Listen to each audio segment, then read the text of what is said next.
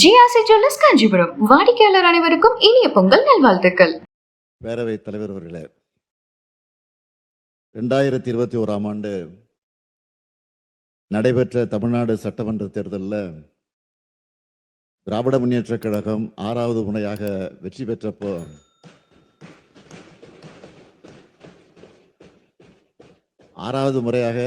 பெற்றப்போ ஒரு பக்கம் மகிழ்ச்சி இருந்தாலும் இன்னொரு பக்கம் எனக்கு கவலையும் இருந்தது. அதை நான் மறைக்க விரும்பல. இந்த பொறுப்பை நான் எப்படி செய்ய போகிறேன், வாக்குறுதிகளை நிறைவேற்ற முடியுமா, மக்கள் விரும்பக்கூடிய வகையில் ஆட்சி நடத்த முடியுமா, மக்கள் மகிழ்ச்சியடையும் வகையில் ஆட்சி நடத்த முடியுமா என்ற கவலைதான் எனக்கு இருந்துச்சு. முந்தைய 10 ஆண்டுகால அதிமுக ஆட்சியில தமிழ்நாடு அனைத்து வகையிலும் அனைத்து துறையிலும் மிக மோசமான பின்னடைவை சந்திச்சு மோசமான நிலைய அடைஞ்சிருந்துச்சு. அதை சரி செஞ்சாகணும். அடுத்து நமக்கு மேல இருக்கக்கூடிய ஒன்றிய அரசு அது ஒத்துழைக்காத ஒரு ஓரவஞ்சனை அரசாக இருந்தது. இந்த 2 நெருக்கடிகளையும் எதிர்கொள்ளணும் என்பதுதான் எனது கவலைக்கு மிக முக்கியமான காரணமாக அமைந்தது. இடியாப்ப சிக்கல்னு சொல்லுவாங்க. அப்படியான சூழல்ல தான் நாங்கள் ஆட்சிக்கு வந்தோம். அதனால தான் கவலை கொண்டவனாக நான் இருந்தேன். ஆனா இப்போ 5 ஆண்டுகள் கடந்த நிலையில நான் சொல்றேன், நான் மிக மகிழ்ச்சியா இருக்கேன்.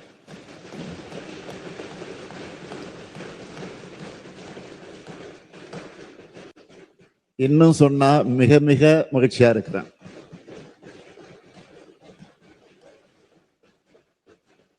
என்னுடைய மகிழ்ச்சிக்கு காரணம் மக்கள் மகிழ்ச்சியா இருக்காங்க. என்னுடைய இலக்குல நான் வென்று விட்டேன்.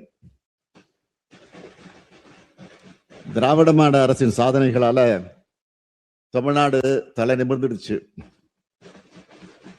மக்கள் மனநிறைவு அடையக்கூடிய வகையில ஆட்சியை வழங்கி கொண்டிருக்கிறோம். இன்னைக்கு தமிழ்நாடு மற்ற மாநிலங்களை விட அதிகம் வளர்ந்திருக்கு. இந்தியாவின் மற்ற மாநிலங்கள் எல்லாம் தமிழ்நாட்டை அண்ணாந்து பார்க்குறாங்க. அதுக்கு காரணம் நம்முடைய திட்டங்கள், நம்ம செஞ்சுட்டு இருக்கக்கூடிய சாதனைகள், இதெல்லாம் தான் என் மகிழ்ச்சிக்கு காரணம். அடுத்து இன்னும் பெருமையோட கான்ஃபிடண்டா சொல்றேன், நாங்க அமைக்க போகிற திராவிட மாடல் 2.0 ஆட்சி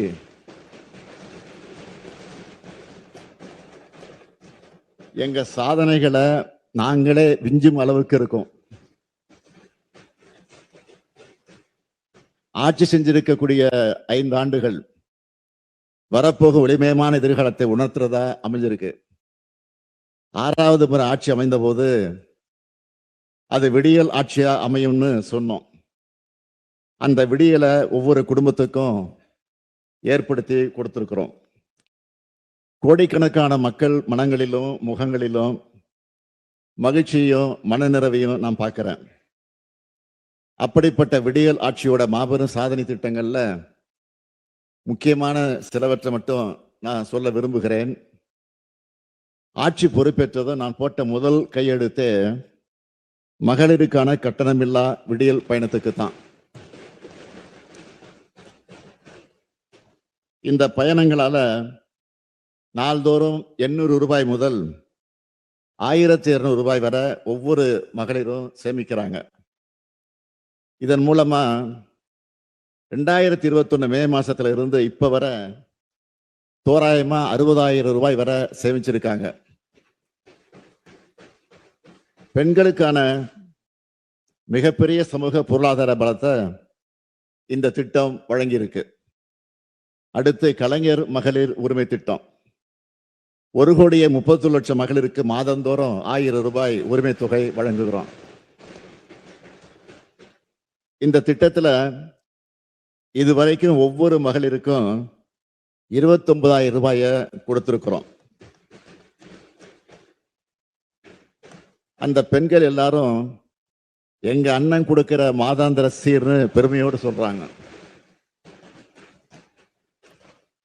இந்த ஆண்டு தமிழர் திருநாளான பொங்கல் திருநாள மிக சிறப்பா கொண்டாட 2,23,00,000 குடும்பங்களுக்கு 3,000 ரூபாயை வழங்கணும். தமிழ்நாடு மகிழ்ச்சியோட பொங்கலை கொண்டாடுச்சு. தமிழ்நாடு முழுக்க 20,59,000 பள்ளி குழந்தைகள் தினமும் காலையில சூடான சத்தான சுவையான உணவை சாப்பிட்றாங்க.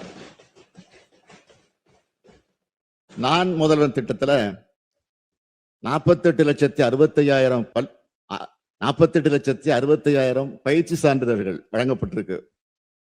புதுமை பெண் மற்றும் தமிழ் புதல்வன் திட்டங்கள்ல 12 லட்சம் மாணவ மாணவியர் மாதந்தோறும் 1000 ரூபாய் பெறுகிறார்கள். 2003 முதல் 2021 வரை அண்ணல் அம்பேத்கர் அயலக உயர்கல்வி திட்டத்துல 6 மாணவர்கள் மட்டுமே பயனடைஞ்சாங்க. ஆனா கடந்த 5 ஆண்டுகள்ல இந்த திட்டத்துல 385 மாணவர்களுக்கு 162 கோடி ரூபாய் வழங்கப்பட்டிருக்கு. ஆக்ஸ்போர்டு உள்ளிட்ட உலகின் முன்னணி பல்கலைக்கழகங்கள்ல படிக்கிறாங்க.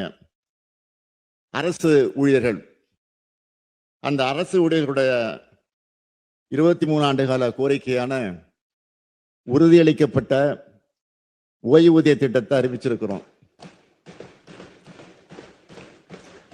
நம்ம ஆட்சிக்கு வந்தப்போ அரசு ஊழியர்களுக்கு 17 விழுக்காடாக இருந்த அகவிலப்படிய இப்போ 58 விழுக்காடின் அளவுக்கு உயர்த்தி வழங்கி கொடுக்கும். 2 லட்சம் விவசாயிகளுக்கு புதிய இலவச இணைப்புகள், மின் இணைப்புகள், 14 புதிய உழவர் சந்தைகள் தொடக்கம், 2,56,00,000 பேர் மக்களை தேடி மருத்துவ திட்டத்துல பயன்பெற்று இருக்காங்க. இன்னுயிர் காப்போம் நம்மை காக்க 48 திட்டத்துல சாலை விபத்துக்குள்ளான 5 லட்சத்துக்கும் அதிகமானவரின் உயிர்கள் காப்பாற்றப்பட்டிருக்கு. அவங்களுக்கு 483 கோடி ரூபாய்க்கு காப்பீடு வழங்கப்பட்டிருக்கு. கடந்த 5 ஆண்டுகள்ல மகளிர் சுய உதவி குழுக்களுக்கு 1,34,000 கோடி ரூபாய் கடனுதவி வழங்கப்பட்டிருக்கு. 2 லட்சம் பேருக்கு கலைஞர் இல்லம் வீடுகள், 22,71,000 ஏழை எளிய குடும்பங்களுக்கு இலவச வீட்டுமனை பட்டா, 4,000 கோயில்களுக்கு குடமுழுக்கு,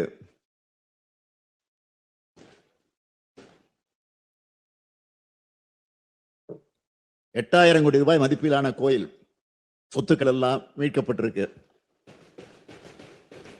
12 லட்சம் கோடி ரூபாய் மதிப்பிலான புதிய தொழில் முதலீடுகள் ஈர்ப்பு. தாய் மாணவர் திட்டத்துல மூத்த குடிமக்கள் மற்றும் மாற்றுத்திறனாளிகள் 27,55,000 பேருக்கு வீடு தேடி ரேஷன் பொருட்கள். 5,700 கோடி ரூபாய் மாற்றுத்திறனாளிகள் நலனுக்காக ஒதுக்கீடு. சர்வதேச தேசிய அளவிலான போட்டிகளில் வென்ற 200 விளையாட்டு வீரர்களுக்கு அரசு பணி. கிண்டியில கலைஞர் நூற்றாண்டு உயர் சிறப்பு மருத்துவமனை, மதுரையில கலைஞர் நூற்றாண்டு நூலகம், சென்னையில கிளாம்பாக்கம் கலைஞர் நூற்றாண்டு பேருந்து முனையம், திருச்சி பஞ்சப்பூர்ல கலைஞர் ஒருங்கிணைந்த பேருந்து முனையம், முதல்வர் படைப்பகங்கள், 38 மாதிரி பள்ளிகள், 37 அரசு கலை மற்றும் அறிவியல் கல்லூரிகள், 10 லட்சம் மாணவர்களுக்கு மடிக்கணினிகள், 19 தோழி விடுதிகள், 141 மினி ஸ்டேடியங்கள், பழங்குடியினர் வாழ்க்கை தரத்தை உயர்த்த 1000 கோடி ரூபாயில தொல்குடி திட்டம், 1000 கோடி ரூபாயில அயோத்திதாசர் பெயரிலான ஆதிதிராவிட குடியிருப்புகள் மேம்பாட்டு திட்டம், 6,045 கோடி ரூபாயில வட சென்னை வளர்ச்சி திட்டம், நெடுஞ்சாலைத்துறை மூலமா 24,774 கிலோமீட்டர் நீள சாலைகள், 180 உயர்மட்ட பாலங்கள், 20,484 கிலோமீட்டர் தூரத்துக்கு கிராம சாலைகள் மேம்பாடு, 121 தடுப்பணைகள், 101 அணைக்கட்டுகள், மிக நீளமான ஜிடி நாயுடு மேம்பாலம், மிக நீளமான வீரமங்கை வேலுநாச்சியார் மேம்பாலம், 87 கூட்டு குடிநீர் திட்டங்கள். அதன் மூலமாக 3 கோடி மக்கள் பயன்பெறக்கூடிய 75 லட்சம் வீட்டு இணைப்புகள், விடுதலை போராட்ட வீரர்கள் உள்ளிட்ட முக்கிய தலைவர்களுக்கு 23 மணிமண்டபங்கள், 70 சிலைகள் அமைக்கப்பட்டுள்ளன. சென்னை வள்ளுவர் கோட்டம் சீரமைப்பு, கேரள மாநில வைக்கத்தில் பெரியார் நினைவகம் சீரமைப்பு, கீழடி அருங்காட்சியகம், பொருணை அருங்காட்சியகம், கலைஞர் நூற்றாண்டு ஏறுதழுவுதல் அரங்கம், கலைஞர் நூற்றாண்டு பூங்கா, கோவையில செம்மொழி பூங்கா, தொல்காப்பிய பூங்கா சீரமைப்பு, 30 கோடி ரூபாயில சென்னையில் ஹஜ் இல்லம் கட்ட உத்தரவு, 10 கோடி ரூபாயில் தொன்மையான தேவாலயங்கள் புதுப்பிப்பு, சொல்லிக்கிட்டே போகலாம். இன்னும் நிறைய திட்டங்கள் இருக்கு. ஆனா சொல்றதுக்கு தான் நேரம் இல்லை. இந்த அரசை பொறுத்த வரைக்கும் ஒரு சாதனை செஞ்சா அதை மிஞ்சிறதா இன்னொரு சாதனை வரும், அடுத்து அதை விஞ்சிறதா மற்றொரு சாதனை வரும். இப்படி சாதனைக்கு மேல் சாதனை, சாதனையில படைக்கிறது தான் நம்முடைய திராவிட மாடல் அரசு. மாண்புமிகு பேரவைத் தலைவர் அவர்களே, இன்னையோட நான் பொறுப்பேற்று, இந்த அரசு பொறுப்பேற்று இன்னையோட 1724 நாள் ஆகுது.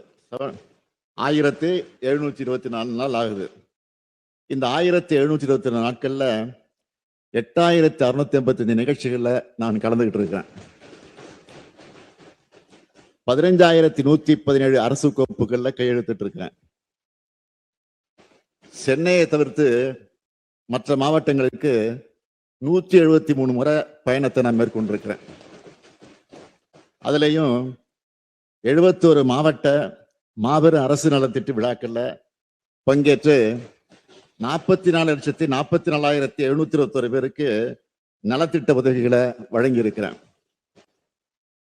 அது இல்லாம அடிக்கல் நட்டினது, முடிவுற்ற திட்டப்பணிகள் தொடங்கி வச்சதுன்னு எல்லாத்தையும் புள்ளி விவரத்தோட என்னால சொல்ல முடியும். கடந்த 5 ஆண்டுகள்ல இந்த முத்துவேல் கருணாநிதி ஸ்டாலின் என்ன செய்தான் என்றால், ஒவ்வொரு நாளும் மக்களுக்காக வாழ்ந்தான், மக்களுக்காக திட்டங்களை தீட்டினான், மொத்தமாக தமிழ்நாட்டை வளர்த்தெடுத்தான். இதெல்லாம் வெறும் புகழ்ச்சி இல்லை, எல்லாமே உண்மை. இதை எதிர்க்கட்சிகளால தாங்கிக்க முடியாது என்பதையும் வராத நிலையில நாம புரிஞ்சுக்க முடியுது. ஆனா தமிழ்நாட்டுக்காக தமிழ்நாட்டினுடைய நலனுக்காக செயல்பட வேண்டிய ஆளுநர் அவர்கள் தமிழ்நாட்டுக்கு எதிராக, மக்களுக்கு பாடுபடக்கூடிய நமக்கு எதிராக தொடர்ந்து செயல்படுவதுதான் நமக்கு உள்ளபடிய வேதனையா இருக்கு. மாண்புமிகு ஆளுநர் அவர்கள் தான் படிக்க வேண்டிய உரைய படிக்காம போறது வேடிக்கையா இருக்கு. இன்னும் சொல்லணும்னா, அவர் வகிக்கிற பதவியை அவரே அவமானப்படுத்துகிறார். இந்திய அரசியலமைப்பு சட்டத்தையே ஒரு பொறுப்புள்ள பதவியில் இருந்துட்டு கேவலப்படுத்துற செயலா இருக்குது. அதுலயும் கடந்த 3 வருஷமா நம்முடைய மாண்புமிகு ஆளுநர் அவர்கள் ஒரே காரணத்தை திரும்ப திரும்ப சொல்லி, மக்களால் தேர்ந்தெடுக்கப்பட்ட ஒரு அரசு தயாரிச்சு கொடுத்த உரையை படிக்காம வெளியேறுவதை மக்களாட்சிக்கு விடப்பட்ட சவாலாகவே இந்த பேரவை கருத வேண்டியுள்ளது. கோடிக்கணக்கான மக்களால் தேர்ந்தெடுக்கப்பட்ட அரசு இது. கோடிக்கணக்கான மக்களுடைய விருப்பங்களுக்கு ஏற்ற வகையில் செயல்படக்கூடிய அரசு இது. ஆளுநர் உரை தொடங்கும் போது தமிழ்த்தாய் வாழ்த்து பாடுறதும், முடிவுறும் போது நாட்டுப்பண் பாடுறதும் தான் தமிழ்நாடு சட்டமன்றத்தினுடைய மரபு. முதலிலேயே நாட்டுப்பண் பாடவில்லை என்பதே திரும்ப திரும்ப குற்றச்சாட்டா அவர் சொல்லிட்டு வர்றார். இந்த நாட்டின் மீதும் நாட்டுப்பண் மீதும் அளவற்ற பெருமதிப்ப மரியாதையை கொண்டுள்ளவர்கள் நாங்கள். தேசிய ஒருமைப்பாட்டிலையும் நாட்டுப்பற்றிலையும் யாருக்கு குறைந்தவர்கள் அல்ல நாங்கள் என்பதை இந்த பேரவை உறுப்பினர் சார்பா ஆளுநர் அவர்களுக்கு அழுத்தம் திருத்தமா நான் சொல்லிக்க விரும்புறேன். யாரும் எங்களுக்கு தேசபக்தி குறித்து பாடம் எடுக்கிற நிலையில நாங்களும் இல்லை. தேசபக்தி பாடம் எடுக்கக்கூடிய அளவுக்கு இந்த தேசத்துக்காக அவங்க போராடியவங்களும் இல்லை. ஜனநாயக தேசத்தின் அரசமைப்பு மாண்பு எதேச்சதிகார தன்மையை விட மாற்ற நினைப்பவர்கள் தான் இன்றைய காலகட்டத்தில் தேச விரோதிகள். அவங்க யாரும் நாட்டு மக்களுக்கு நன்றாக தெரியும். மாண்புமிகு பேரவைத் தலைவர் அவர்களே, ஆளுநர் உரைக்கு நன்றி தெரிவிக்கக்கூடிய தீர்மானத்தின் மீதான விவாதத்தை நம்முடைய எழும்பூர் தொகுதி உறுப்பினர் பரந்தாமன் அவர்கள்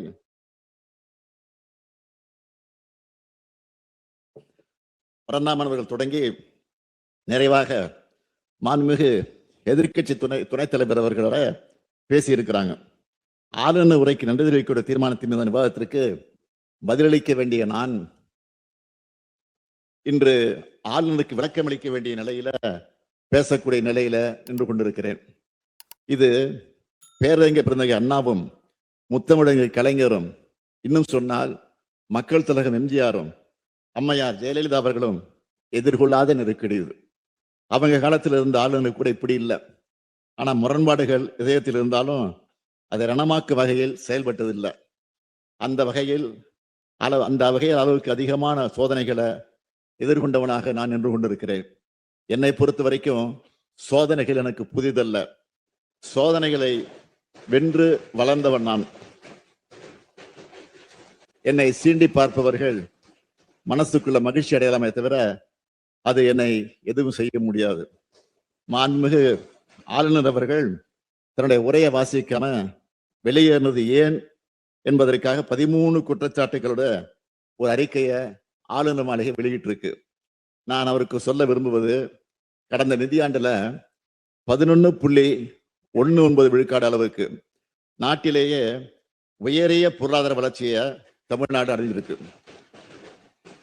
14 ஆண்டுகளுக்கு பிறகு தமிழ்நாடு மீண்டும் இரட்டை இலக்க பொருளாதார வளர்ச்சியை எட்டியிருக்கு. இதை சொல்றது நாங்கள் அல்ல, ஒன்றிய அரசின் புள்ளியியல் துறை. ஆளுநர் கேள்வி கேட்கணும்னா அவரை இங்க அனுப்பி வச்சாங்களே ஒன்றிய அரசு, அவங்களத்தான் போய் கேட்கணும். இன்னும் அவருக்கு நான் சில புள்ளி விவரங்களை சொல்றேன். தமிழ்நாட்டினுடைய மொத்த உள்நாட்டு உற்பத்தி 17,23,698 கோடி ரூபாயாக உயர்ந்திருக்கு. தமிழ்நாட்டோட தனிநபர் வருமானம் 3,58,000 ரூபாய். இது தேசிய சராசரியை விட 1.74 மடங்கு அதிகம். அரசு மேல்நிலை பள்ளிகள்ல 98.3 விழுக்காடு அறிவியல் ஆய்வக வசதிகள் தமிழ்நாட்டில் தான் இருக்கு. ஆனா அகில இந்திய அளவுல 50 விழுக்காடு பள்ளிகள்ல தான் இந்த வசதி இருக்கு. உயர்கல்வி நிறுவனங்களுக்கான ஒன்றிய அரசினுடைய தரவரிசையில தலை சிறந்த 100 கல்லூரி பட்டியல்ல 33 கல்லூரிகள் தமிழ்நாட்டில் மட்டுமே இருக்கு. மாநில அரசால் நடத்தப்படக்கூடிய தலை சிறந்த 50 பல்கலைக்கழகங்கள்ல 10 பல்கலைக்கழகங்கள் நம்முடைய தமிழ்நாட்டில் தான் இருக்கு. நிதி ஆயோக் வெளியிட்ட நிலையான வளர்ச்சி இலக்குகளுக்கான குறியீட்டுல தமிழ்நாடு 788 புள்ளிகளோட இந்தியாவில் 2வது இடத்துல இருக்கு. தமிழ்நாட்டோட சமூக பொருளாதார வளர்ச்சியை ஒன்றிய அரசின் பொருளாதார ஆலோசனை குழு அறிக்கையா தாக்கல் செஞ்சிருக்கு. சமூக முன்னேற்ற குறியீடுன்னு இதுக்கு பேரு. பெரிய மாநிலங்களோடு ஒப்பிடும்போது தமிழ்நாடு 63.33 புள்ளிகள் பற்றி தேசிய அளவில் முதலிடத்தில் இருக்கு. இது தமிழ்நாடு அனைத்து வகையிலும் முன்னேறிய மாநிலம் என்பதை காட்டுது. இந்தியாவிலேயே வறுமை கோட்டுக்கு கீழே வாழும் மக்கள் தொகை 11.2 விழுக்காடு. ஆனா தமிழ்நாட்டில் வறுமை கோட்டுக்கு கீழே 1.43 விழுக்காடு மக்கள் தான் இருக்காங்க. அதையும் இல்லாமலாக்க தாய் மாணவ திட்டத்தை தொடங்கி செயல்படுத்திக்கிட்டு இருக்கோம். நம்ம அரசோட மக்களை தேடி மருத்துவ திட்டம் என்பது ஐநா அமைப்பினுடைய விருதை பெற்றிருக்கு. இந்தியாவிலேயே அதிக தொழிற்சாலைகள் கொண்ட மாநிலம் நம்முடைய தமிழ்நாடு தான். புத்தாக்க நிறுவனங்களை உருவாக்குறதுல best performer state startup தரவரிசை பட்டியலில் 2018 கடைசியில் இருந்த தமிழ்நாடு 2022 ஆண்டுக்கான தரவரிசையில முதலிடத்தை அடைஞ்சிருக்கு. ஏற்றுமதி தயார்நிலை குறியீட்டுல இந்தியாவிலேயே தமிழ்நாடு 80.89 புள்ளிகளுடன் முதலிடம். மின்னணு சாதனங்கள் ஏற்றுமதியில தேசிய அளவில் 41.23 விழுக்காடு பெற்று நாட்டிலேயே முதன்மை மாநிலம். தோல் பொருட்கள் மற்றும் ஜவுளி ஆகிய பொருட்கள் ஏற்றுமதியில முதன்மை மாநிலம். ஒட்டுமொத்த நாட்டின் காலணி மற்றும் தோல் பொருட்கள் உற்பத்தியில தமிழ்நாடு 38 விழுக்காடு பங்கு வகிக்குது. பன்னாட்டு முக்கியத்துவம் வாய்ந்த 20 ராம்சார் தலங்கள் தமிழ்நாட்டில் தான் இருக்கு. எண்ணெய் வித்துக்கள், நிலக்கடலை, கரும்பு உற்பத்தி திறனில் முதலிடம், மக்காச்சோள உற்பத்தி திறனில் 2வது இடம். சட்டம் ஒழுங்கை பொறுத்த வரைக்கும் கடந்த கால அதிமுக ஆட்சியோட ஒப்பீடுகள கொலைகள், ஆதாய கொலைகள், வழிப்பறி, திருட்டு, பாலியல் வன்கொடுமைகள்னு எல்லாமே பெருமளவு குறைந்திருப்பது புள்ளி விவரங்கள் நமக்கு உறுதியாக்குது. அதிக அளவு உள்நாட்டு சுற்றுலா பயணிகள் வருகை புரிந்த மாநிலமா இந்தியாவில தமிழ்நாடு 2வது இடம். 69 பொருட்களுக்கு புவிசார் குறியீடு பெற்று இந்திய அளவில் தமிழ்நாடு 2வது இடத்துல இருக்கு. நாம ஆட்சி பொறுப்புக்கு வரும்போது 73 இருந்த பெருகால இறப்பு விகிதத்தை 40ஆகவும், குழந்தை இறப்பு விகிதத்தை 10.4 இருந்து 6.9 குறைச்சிருக்கிறோம். மாற்றுத்திறனாளிகளுக்காக சிறப்பாக சேவை புரிந்த முதல் மாநிலமாக தேர்வு செய்யப்பட்டு ஒன்றிய அரசால் தமிழ்நாடு விருது பெற்றிருக்கு. சிறந்த நீர் மேலாண்மைக்காக தேசிய அளவில் 3வது இடம். காச நோயை ஒழிக்க தமிழ்நாடு எடுத்து வரும் முயற்சிகளை பாராட்டி தமிழ்நாட்டின் 9 மாவட்டங்களுக்கு விருதுகள் வழங்கப்பட்டிருக்கு. காகிதமில்லா சட்டமன்ற திட்டத்தினை மிக சிறப்பாகவும் விரைவாகவும் செயல்படுத்தினதுக்காக ஒன்றிய நாடாளுமன்ற விவகாரத்துறை அமைச்சகம் விருது வழங்கியிருக்கு. உணவு பதப்படுத்தும் குறு சிறு நிறுவனங்களின் சிறந்த செயல்திறனுக்காக தமிழ்நாட்டுக்கு விருது வழங்கப்பட்டிருக்கு. மாநில கூட்டுறவு வங்கியின் சிறந்த சேவைக்காக உள்துறை அமைச்சர் அமித்ஷா அவர்களே விருது வழங்கியிருக்கிறார். ஒன்றிய அரசிடம் இருந்து மட்டும் தமிழ்நாடு 65க்கும் மேற்பட்ட விருதுகளை வாங்கியிருக்கு. இவ்வளவுக்கும் பிறகும் ஆளுநர் விமர்சிக்கிறார் என்று சொன்னால் அவருடைய பார்வைதான் பழுதுபட்ட பார்வையாக இருக்கிறது.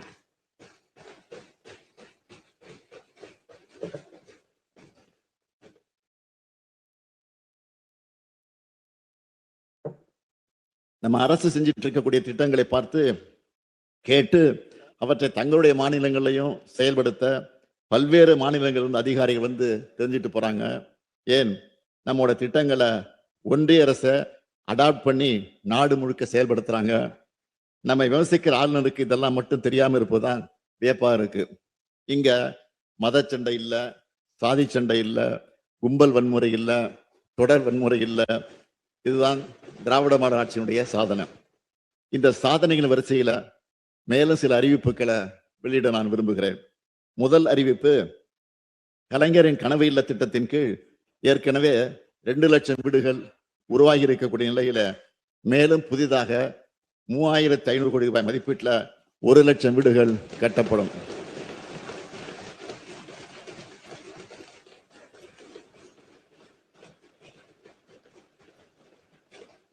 இரண்டாவது அறிவிப்பு, கிராமப்புற பொருளாதாரத்தின் உயிர் நாடியாக விளங்குகிற ஊரக சாலைகளை மேம்படுத்துகிற முதல்வரின் கிராம சாலைகள் மேம்பாட்டு திட்டத்தின் கீழ் 8,911 கோடி ரூபாய் மதிப்பில் 20,484 கிலோமீட்டர் நீளம் உள்ள கிராம சாலைகள் மேம்படுத்தப்பட்டுள்ளது. மேலும் புதிதாக 1,088 கோடி ரூபாய் மதிப்பீட்டில் சுமார் 2,200 கிலோமீட்டர் கிராம சாலைகள் மேம்படுத்தப்படும். மூன்றாவது அறிவிப்பு, ஏழை மற்றும் விளிம்பு நிலையில் வாழும் மக்களை பாதுகாக்கும் சமூக பாதுகாப்பு திட்டத்தின் கீழ் ஏற்கனவே 33,60,000க்கும் மேற்பட்ட மூத்த குடிமக்கள், மாற்றுத்திறனாளிகள், கைம்பெண்கள், விவசாய தொழிலாளர்கள், விவசாயிகள், கணவனால் கைவிடப்பட்ட ஆதரவற்ற பெண்கள் மற்றும் 50 வயதுக்கு மேற்பட்ட ஆதரவற்ற திருமணமாகாத பெண்கள் மாதாந்திர ஓய்வூதியம் பெற்று வரும் நிலையில் உங்களுடன் ஸ்டாலின் திட்டத்தின் கீழ் அளித்த விண்ணப்பங்கள் உள்ளிட்ட கோரிக்கைகளின் அடிப்படையில கூடுதலா 1,80,000 நபர்களுக்கு மாதாந்திர ஓய்வூதியம் வழங்கப்படும். இதற்கான விழா வரும் 4/2/2026 அன்று தமிழ்நாடு முழுவதும் நடைபெறும் என்பதை மகிழ்ச்சியுடன் தெரிவித்துக் கொள்கிறேன். அடுத்த அறிவிப்பு, இந்தியாவில் வேற எந்த மாநிலத்திலும் இல்லாத வகையில முதல் முறையா முத்தமிழறிஞர் கலைஞர் அவர்கள் தான் 2008 சத்துணவு ஊழியர்களுக்கு காலமுறை ஊதியம் வழங்கினார். அந்த சாதனையின் தொடர்ச்சியாக சத்துணவு அமைப்பாளர்கள், அங்கன்வாடி பணியாளர்கள், கிராம ஊராட்சி செயலாளருக்கான ஓய்வூதியம் 2000 ரூபாயிலிருந்து 3400 ரூபாயாகவும், பணி நிறைவின் போது அவங்களுக்கு வழங்கப்படும் ஒட்டுமொத்த தொகை 1 லட்சம் ரூபாயிலிருந்து 2 லட்சம் ரூபாயாகவும் உயர்த்தி வழங்கப்படும். குறு அங்கன்வாடி பணியாளர்கள் மற்றும் வனக்கள பணியாளர்களுக்கான சிறப்பு ஓய்வூதியம் 2000 ரூபாயிலிருந்து 3200 ரூபாயாகவும், பணி நிறைவின் போது அவர்களுக்கு வழங்கப்படும் ஒட்டுமொத்த தொகை 1 லட்சம் ரூபாயிலிருந்து 2 லட்சம் ரூபாயாகவும் உயர்த்தி வழங்கப்படும். அங்கன்வாடி உதவியாளர்கள், சமையலர்கள், சமையல் உதவியாளர்கள் மற்றும் தூய்மை பணியாளர்களுக்கான சிறப்பு ஓய்வூதியம் 2000 ரூபாயிலிருந்து 3000 ரூபாயாகவும், பணி நிறைவின் போது அவங்களுக்கு வழங்கப்படும் ஒட்டுமொத்த தொகை 50,000 ரூபாயிலிருந்து 1 லட்சம் ரூபாயாகவும் உயர்த்தி வழங்கப்படும். சிறப்பு ஓய்வூதியம் பெற்று வரும் சத்துணவு அமைப்பாளர்கள், அங்கன்வாடி பணியாளர்கள், கிராம ஊராட்சி செயலர்கள் இறந்து விட்டால் அவங்களுடைய குடும்பத்துக்கு குடும்ப ஓய்வூதியமாக 1200 ரூபாயும், மேலும் சிறப்பு ஓய்வூதியம் பெற்று வரும் குறு அங்கன்வாடி பணியாளர்கள் மற்றும் வனக்கள பணியாளர்கள் உள்ளிட்ட இதர சிறப்பு காலமுறை உதவி பணியாளர் இறந்து விட்டால் அவங்களுடைய குடும்பத்துக்கு குடும்ப ஓய்வூதியமாக 1100 ரூபாயும் வழங்கப்படும். மேலும் சிறப்பு ஓய்வூதியம் பெற்று வரும் அங்கன்வாடி உதவியாளர்கள், சமையலர்கள், சமையல் உதவியாளர்கள் மற்றும் தூய்மை பணியாளர்கள் உள்ளிட்ட இதர சிறப்பு காலமுறை ஊதிய பணியாக இறந்துவிட்டால் அவங்களுடைய குடும்பத்துக்கு ஓய்வூதியமாக 1000 ரூபாய் வழங்கப்படும். சிறப்பு ஓய்வூதியம் பெற்று வரும் மேற்கூறிய பணியாளர்கள் உயிரிழக்க நேரிட்டால் இறந்த பணியாளர்கள் இறுதிச் சடங்கு செலவினங்களுக்காக 20,000 ரூபாய் வழங்கப்படும். இந்த அறிவிப்புகள் மூலம் தற்போதுள்ள சிறப்பு காலமுறை ஊதிய பணியிடங்களில் பணிபுரிந்து வரும் பணியாளர்களும், இத்தகைய பணியிடங்களில் பணிபுரிந்து ஓய்வு பெற்ற 1.5 லட்சத்திற்கும் மேற்பட்ட ஓய்வூதியாளர்களும் அவருடைய குடும்ப உறுப்பினர்களும் பயனடைவாங்க. அடுத்த அறிவிப்பு, அரசு பள்ளிகள்ல பகுதி நேர ஆசிரியர்களா பணிபுரிந்து வரும் ஆசிரியர்கள் தங்களுடைய பல்வேறு கோரிக்கைகளை வலியுறுத்தி போராட்டத்தை நடத்தி கொண்டிருக்கிறாங்க. இந்த கோரிக்கைகள்ல ஆசிரியர்களுக்கான ஊதிய உயர்வு மற்றும் விடுமுறை காலமான மே மாசத்துல அவங்க கோரின ஊதியம் ஆகியவை ஏற்கனவே அறிவிக்கப்பட்டுள்ளது. அவங்க அடுத்த முக்கிய கோரிக்கையான நிரந்தர பணி நியமனத்தை பொறுத்த வரைக்கும் ஒரு அறிவிப்பை நான் வெளியிடுகிறேன். அரசு பள்ளிகள்ல காலியா இருக்கக்கூடிய நிரந்தர ஆசிரியர் பணியிடங்கள்ல பகுதி நேர ஆசிரியர்கள் நியமனம் செய்யப்பட ஏதுவா, இதற்கான தேர்வுகள்ல பகுதி நேர ஆசிரியர்களின் பணிக்காலத்தை அடிப்படையாக கொண்டு அவங்களுக்கு சிறப்பு மதிப்பெண் அளிக்கப்படும். இதற்கான ஆணைகள் விரைவில் வெளியிடப்படும்.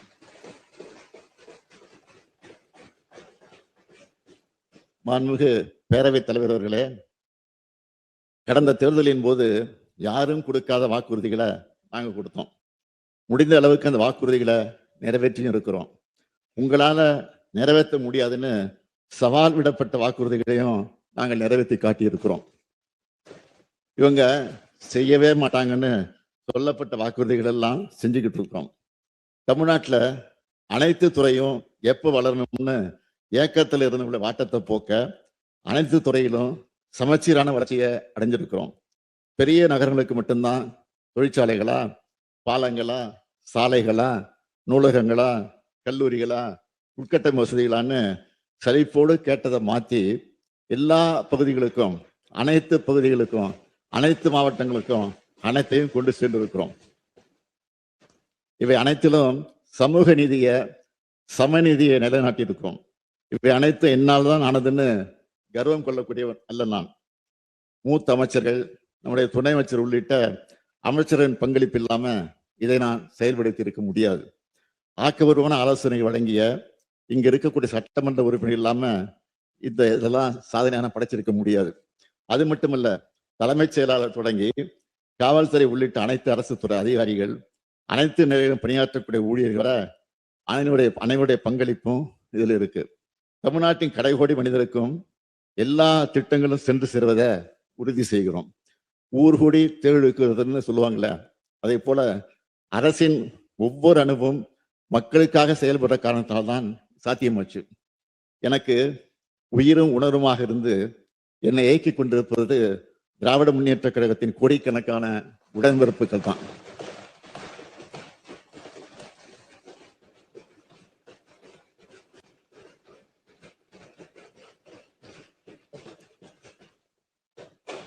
எனக்கு மன வலிமை கொடுப்பதும் அனைத்து வகையிலும் தோல் கொடுப்பதும் எங்களுடைய தோழமை கட்சிகள் தான். ஜனநாயகத்தின் ஒரு பக்கம் ஆளுங்கட்சின்னா இன்னொரு பக்கம் எதிர்கட்சிகள். மக்கள் மன்றத்துல தேவையற்ற பல விமர்சனங்கள் செஞ்சாலும் இந்த சட்டமன்றத்தில் சில ஆலோசனைகளும் வைத்திருக்கக்கூடிய எதிர்கட்சி உறுப்பினர்களுக்கும் என்னுடைய நன்றியை தெரிவிச்சுக்கிறேன். கனிவான நேரத்துல கனிவாகவும், கண்டிக்க வேண்டிய நேரத்துல கண்டிச்சும் ஆசிரியராகவே செயல்பட்ட பேரவைத் தலைவர்களுக்கும் நன்றி. துணைத் தலைவர், பேரவை செயலாளர் உள்ளிட்ட அனைவருக்கும் நன்றி தெரிவிச்சுக்கிறேன். மாண்புமிகு பேரவைத் தலைவர் அவர்களே, இந்த ஆளுநர் உரைக்கு நன்றி தெரிவிக்க தீர்மானத்தின் மீது 17 உறுப்பினர்கள் பேசியிருக்கிறாங்க. 5 உறுப்பினர்கள் 58 திருத்தங்களை வழங்கியிருக்கிறாங்க. இந்த அரசுக்கு உதவுற வகையில பல்வேறு ஆக்கப்பூர்வமான ஆலோசனைகளையும் விமர்சனங்களையும் தெரிவிச்சிருக்கிறாங்க. அதே போல சில கோரிக்கைகளையும் முன் வச்சிருக்கிறாங்க. அவை அனைத்தும் அமைச்சர்களுக்கு அனுப்பி வைக்கப்பட்டு உரிய நடவடிக்கை எடுப்பதற்காக முயற்சி மேற்கொள்ளப்படும். உங்களுடைய ஆலோசனைகளை கருத்திலே கொண்டு அதில் நியாயமான கோரிக்கைகளை இந்த அரசு உறுதியாக நிறைவேற்றும். எனவே இந்த விளக்கத்தை ஏற்றுக்கொண்டு மாண்புமிகு உறுப்பினர்கள் தங்களுடைய திருத்தங்களை திரும்ப பெற்றுக்கொண்டு ஆளுநர் உரைக்கு நன்றி தெரிவிக்கும் தீர்மானத்தை நிறைவேற்றி தர வேண்டும் என்று கேட்டுக்கொள்கிறேன். மாண்புமிகு பேரவைத் தலைவர்களே, இந்த பேரவைக்கும் நாட்டுக்கும் நாட்டு மக்களுக்கும் நான் சொல்வது ஒன்றுதான். நான் இந்த 5 ஆண்டு காலத்துல எனக்கும் என் மனசாட்சிக்கு கட்டுப்பட்டு தினந்தோறும் திட்டங்களை தீட்டி உழைச்சிருக்கிறேன். இன்னும் உழைக்க காத்திருக்கிறேன். இந்த 5 ஆண்டு கால உழைப்பையும் வளர்ச்சியையும் பார்த்து அடுத்த 5 ஆண்டுகளுக்கும் திராவிட மாடல் ஆட்சி தான் தொடரணும்னு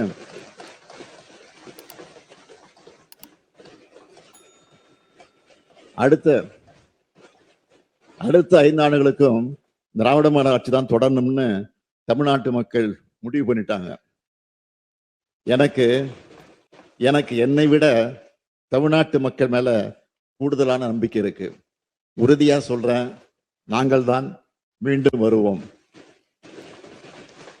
நாங்கள் தான் மீண்டும் வருவோம். மீண்டும் மீண்டும் வருவோம். மீண்டும் வெல்வோம். மீண்டும் செல்வோம். மீண்டும் வெல்வோம். மீண்டும் வெல்வோம். நன்றி. GRC jewellers Kanchipuram. வாடிக்கையாளர் அனைவருக்கும் இனிய பொங்கல் நல்வாழ்த்துக்கள். மின்னம்பலம்.com தமிழின் முதல் மொபைல் பத்திரிகை.